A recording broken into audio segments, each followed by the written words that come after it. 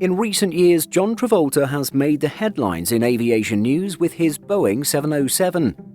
A passionate pilot, Travolta had donated it to Australia's Historical Aircraft Restoration Society in 2017. However, it appears to have still not travelled down under, with its transfer having since been delayed multiple times.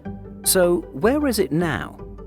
American actor John Travolta is perhaps best known by the general public for his roles in films such as Grease and Pulp Fiction. However, in the aviation world, he has another legacy. As a keen private pilot, Travolta owns 4 aircraft. One of these is a Gulfstream private jet. He famously had an electrical failure while flying this aircraft into Washington in November 1992. This forced him to make an emergency landing that nearly resulted in a mid-air collision. Travolta's most famous aircraft is an ex-Qantas Boeing 707. This was a 707-138B variant, which was 10 feet or 3 meters shorter than the standard Dash 100 version.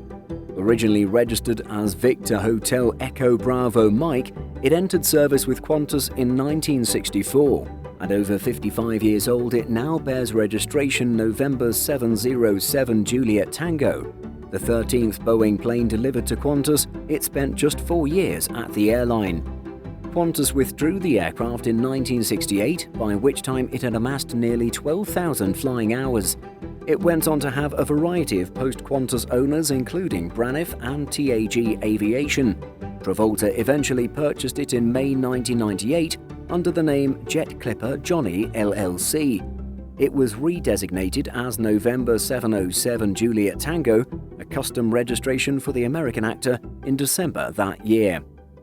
Travolta first announced the aircraft's donation to the Historical Aircraft Restoration Society in 2017. The group is based at Shellharbour Airport in Wollongong, Australia.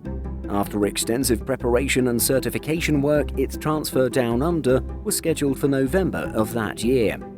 While Travolta himself can only fly the plane in the US, he had still hoped to witness it arrive in Australia. However, a month before its planned departure, it became apparent that November would not be realistic. In October 2019, the necessity of further airworthiness work meant that it would have to be pushed back to 2020. Working out where the aircraft would refuel on its trans-Pacific route was also proving complicated. Last year, the ongoing coronavirus pandemic did actually help give HARS time to complete essential maintenance on the rare aircraft. However, the pandemic also meant that it could not fly to Australia once the work was finished. Indeed, Plane Logger reports the aircraft as having been sighted still at Brunswick Golden Isles Airport, Georgia, as recently as November. The transfer looks to be pushed back again to sometime this year. When exactly it makes the journey remains to be seen, as Australia's borders remain closed. However, what we do know is that when it can make the journey, it will be a very special sight indeed. What are your thoughts about the aircraft? Let us know in the comments section. Did you know that we publish over 175 stories every single week on simpleflying.com? Be sure to check the link in the description for more great stories just like this. Thanks for watching, and be sure to like and subscribe before you go.